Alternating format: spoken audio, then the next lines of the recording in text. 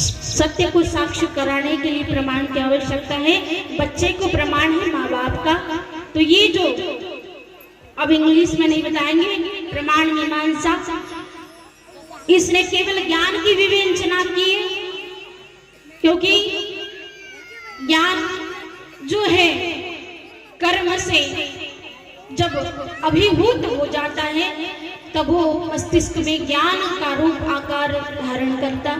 फिर तीसरी बात, तीसरी मीमांसा है आचार मीमांसा, मन आचरण। और चौथी मीमांसा है जो इन साहित्यकार ने लिखी है, वो है सौंदर्य। जो हम काजल वाजल पाउडर साबन जितना भी लगा के संवरते हैं ना, ये सौंदर्य मीमांसा से आया है। तो कहने का केवल एक ही उद्देश्य है, एक सुंदर सा दृष्टांत बताते हैं, आपकी लाइफ बराबर चल जाएगी।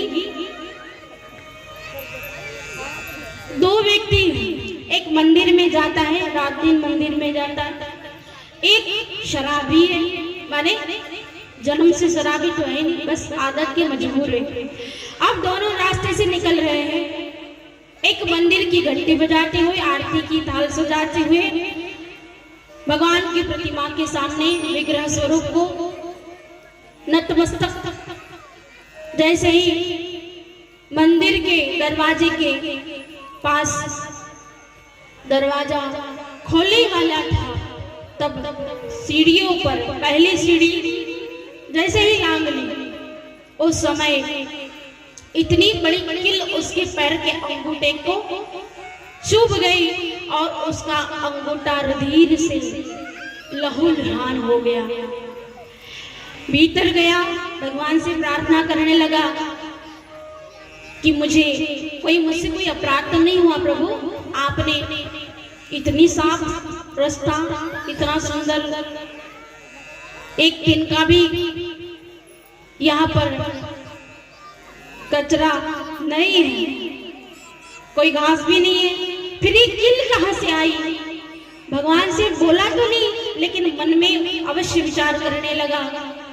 अब दो व्यक्ति जा रहे थे कि नहीं?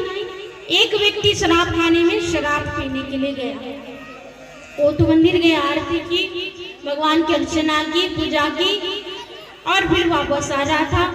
अब ये जो शराब खाने में जो व्यक्ति गया था, वो जैसे ही दहलीज पार किया, उसको इतनी बड़ी सोने की मोहरें मिली, दरवाजे के बाजू में उसको सोने की मोहरें मिली, और उन सोने की मोहरों को देखकर वो तो इतना गदगद हो गया, सारी जिंदगी भर की कमाई उसको मिल गई। काम में नहीं जाएगा चलेगा, सोने की मोहरों का कोई कीमत है कि नहीं? इतनी पोटली मिली तो कितनी बड़ी उसको। वो कहने लगा कि बेटा भी लाऊंगा, बहू भी लाऊंगा, घर भी बनाऊंगा, गाड़ी भी लूंगा, और जीवन भर बैठे बैठे वो भी ऐसे में गुजारूंगा, तब भी खत्म होने वाली नहीं। दोनों ने रास्ते से दोनों की मुलाकात हो गई। बेचारा मन ही मन कहने लगा, दर्द हो रहा था अंगूठे में जो कील चुभी थी।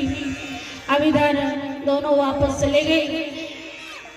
रात्रि में दोनों सोए, सोने की मोहर वाला भी बेचारा लहूलुहान होने वाला भी, लेकिन रात्रि में सोने की मोहरें मिलने वाले व्यक्ति कोई स्वप्न नहीं आया। स्वप्न की झांकी किसको दी? स्वप्न की झांकी दी जिसको कील चुभी थी। उस समय में उसने कहा कि आप मुझे दिन भर कोसते रहे कि मुझसे क्या हुआ होगा, क्योंकि भगवान हम जितना भी ऊपर से टाप-टिप नजर आते हैं, लेकिन भीतर की जो हमारी आंतरिक अवस्था है वो गिरधर के सिवा कोई नहीं जान सकता। अगर वेगवेदता व्यक्ति होगा वही दूसरे की मन की बातें पढ़ सकता है। रात्रि में सोया, स्वप्न में झांकी हुई और कहने लगा कि तुम मुझे क्यों कोस रहे हो?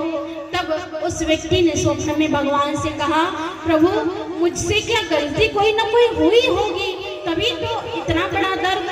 और रास्ते में मुझे एक इंसान मिला, उसके हाथ में इतनी बड़ी सोने की मोहरें थी। फिर वो शराबी शराब पीकर वो तो गलत कर्म करके भी उसको सोने की मोहरें दे दी, और मैं अच्छा काम करता हूँ पर फिर भी मुझे आपने एक किल चुबा दी, ऐसा क्यों हुआ प्रभु? तब भगवान ने कहा कि अरे छोटी सी तो किल थी, तू नहीं जानता जिस मंदिर के अंदर तूने प्रवेश किया और मेरी सीढ़ी के ऊपर पैर रखा, उस समय तू मेरा हो गया, और इसी समय में यमराज अपना काल का पास लेकर तेरे पास खड़ा रह गया, और जैसे ही तूने मेरे दरवाजे के अंदर, दहलीज के अंदर सीढ़ियों के ऊपर पैर रखा तो यमराज भी डर गया, और इसलिए जो तेरा काल बनकर आया था, इस काल रूपी मृत्यु को मेरे दरवाजे पर अगर तेरा शरीर छूट जाता तो दुनिया मुझे पूजती नहीं, दुनिया मुझे निंदित करती, मुझे गाली देती। इसलिए मेरा भक्त जब मेरे दरवाजे पर, मेरे दहलीज पर आ जाता है तो काल का प्रवेश भी बहुत कोसों दूर भाग जाता है, और जहाँ जिसे सोने की मोहरी मिली उसके भाग्य में, प्रारब्ध में लिखा था कि सोने की मोहरें मिलेगी, अब उसके जो भी धन गया है उसका वो